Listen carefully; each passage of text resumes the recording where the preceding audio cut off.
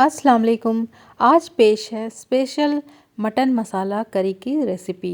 प्याज, टमाटर और गरम मसाले को इस्तेमाल करके एक रिच स्पाइसी मटन करी हम तैयार करेंगे, जिसकी खुशबू से किसी की भी भूख दोगुना बढ़ जाने वाली है। तो चलिए शुरू करते हैं मटन मसाला करी की झटपट सी रेसिपी। इसमें बहुत ज़्यादा मेहनत नहीं है और वक्त बचाने के लिए हम इसे कुकर में बनाएंगे। आप चाहें तो इस रेसिपी को आप किसी और बर्तन में भी बना सकते हैं, लेकिन कुकर में और किसी और पॉट में बनाने से फ़र्क कुछ भी नहीं होता, टेस्ट वही ज़बरदस्त बनना है। तो यहाँ पर सबसे पहले मैंने 1 केजी मटन ले लिया है। मटन मैंने यहाँ पर फैट मिक्स लिया है। हम जो रेसिपी बनाने वाले हैं उसमें मटन का फैटी होना बहुत ज़रूरी है। अगर हो सके तो आप अलग से भी कुछ मटन में फ़ैट रख सकते हैं। क्वांटिटी की अगर बात करें तो ये 1 केजी मटन है और 1 केजी मटन के हिसाब से ही हम यहाँ पर मसाला तैयार करेंगे। सबसे पहले मैं यहाँ एक मिक्सी जार लूँगी, जिसमें 2 सूखी लाल मिर्च, 1 से 1.5 इंच या फिर 2 इंच अदरक और 7 से 8 कलियां लहसुन की डाल के पीस लूँगी। मिर्ची आप अपने पसंद से अपने मर्ज़ी के मुताबिक घटा या बढ़ा सकते हैं। मैंने यहाँ पर इन मसालों को दरदरा पीस लिया है। मसाले जो मैंने पीसे हैं वो कम थे, जो मिक्सी में सही से पीस नहीं पा रहे थे, तो यहाँ पर 1 अदद टमाटर को मैंने ऐड कर दिया, उसके बाद पीस लिया। कुछ खड़े मसाले लेने हैं। 2 इंच के बराबर दालचीनी लेंगे, 5 से 6 लौंग, 4 से 5 हरी छोटी इलायची, 1 बड़ी इलायची, 1 तेज़पत्ता और 1 टीस्पून के बराबर गोल मिर्च हम ले लेंगे। ये सारी तैयारियां हैं रेसिपी बनने से पहले की। तो अब बारी है रेसिपी को तैयार करने की। तो यहाँ पर एक कुकर में मैंने 2 टेबलस्पून के बराबर सरसों का तेल लिया है। मटन हो या चिकन हो, आप कोशिश करें कि सरसों के तेल में ही बनाएं, जिससे इसका टेस्ट खुलकर आता है। तो यहाँ पर सरसों के तेल को मैंने गर्म कर लिया है। जब सरसों के तेल अच्छे से गर्म हो जाए और कड़कने लगे तो इसमें बताए गए खड़े मसाले हम डाल देंगे। इन मसालों को तेल में डाल के अच्छे से कड़का लेना है। जब ये मसाले कड़कने लगे तो हम 3 बड़े साइज़ के प्याज को काट कर डाल देंगे। मैंने यहाँ पर 300 ग्राम के बराबर प्याज लिया है और इसे बारीक काट लिया है।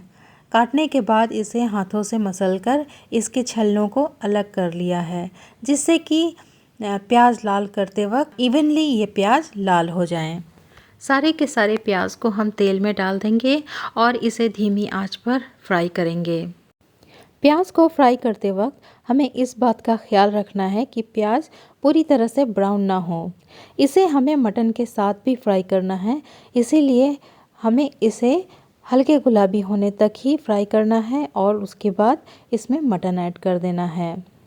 इस प्रोसेस को हम धीमी आंच पे करेंगे, जिससे कि प्याज हाई फ्लेम पर ना तो जले और ना ही तेज़ लाल हों।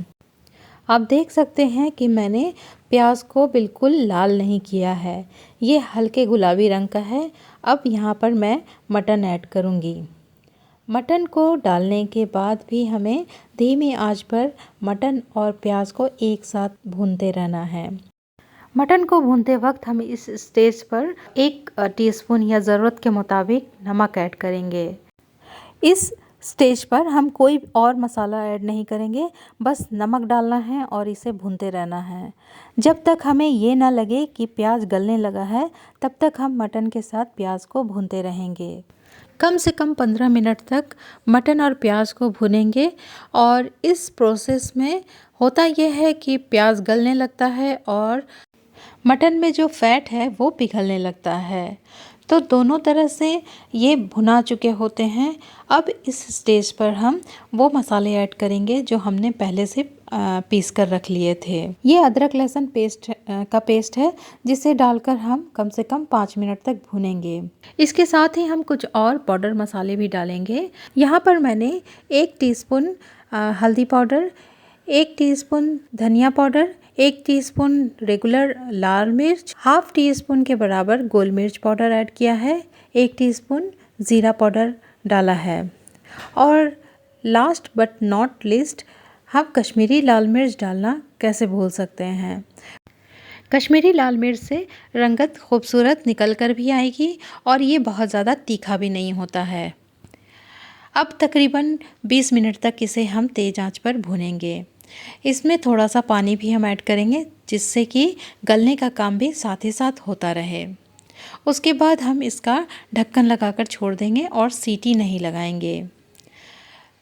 20 से 25 मिनट तक भुनने के बाद हम इसे फिर से चलाकर देखेंगे। हम देखेंगे कि जो भी खड़े मसाले या खड़े प्याज थे वो गल चुके हैं। अब इसमें हम टमाटर का पेस्ट डालेंगे। यहाँ पर मैंने 2 बड़े साइज़ के टमाटर के पेस्ट को डाला है। आप चाहे तो इसे काट कर भी डाल सकते हैं, मैंने पीस कर डाला है। टमाटर पीस कर डालने से होगा ये कि टमाटर खड़े नहीं रहेंगे और इसकी ग्रेवी भी थिक हो जाएगी और टेस्ट तो बढ़ चढ़कर आना ही आना है। भुनाई का काम बहुत अच्छे से हो चुका है। अब इस मटन में हमें सीटी लगाना है, तो कुकर के ढक्कन को हम लगा देंगे और कम से कम 4 सीटी देंगे। 4 सीटी हाई फ्लेम पर और 2 सीटी लो फ्लेम पर। बस मटन गलकर तैयार है। मटन बहुत अच्छी तरह से गल चुका है। मटन की सीटी जब कंप्लीट हो जाए तो प्रेशर के साथ इसे कुकर में कम से कम 10 मिनट तक छोड़ दें। जो भी रहा सहा कसर होगा वो पूरा हो जाएगा। इस स्टेज पर आप मटन चेक कर सकते हैं। मटन बिल्कुल अच्छी तरह से गल चुका है। अब बारी है इसमें गार्निशिंग की, तो धनिया की पत्ती और हरी मिर्च से इसे गार्निश करें और 2 मिनट के लिए इसे फिर से पकाएं ताकि धनिया की पत्तियों का टेस्ट इस मटन के अंदर आ जाए। इस मटन को आप चाहे तो प्लेन राइस के साथ, पराठे के साथ या फिर प्लेन रोटी के साथ सर्व कर सकते हैं। तो दोस्तों, मेरी ये आसान सी रेसिपी आपको कैसी लगी मुझे ज़रूर बताइए और मेरे चैनल को लाइक और सब्सक्राइब करना बिल्कुल भी ना भूलिए। आपका एक कमेंट मेरे लिए बहुत मायने रखता है। पॉजिटिविटी जागती है, तो क्यों ना कमेंट करके पॉजिटिविटी जगाएं।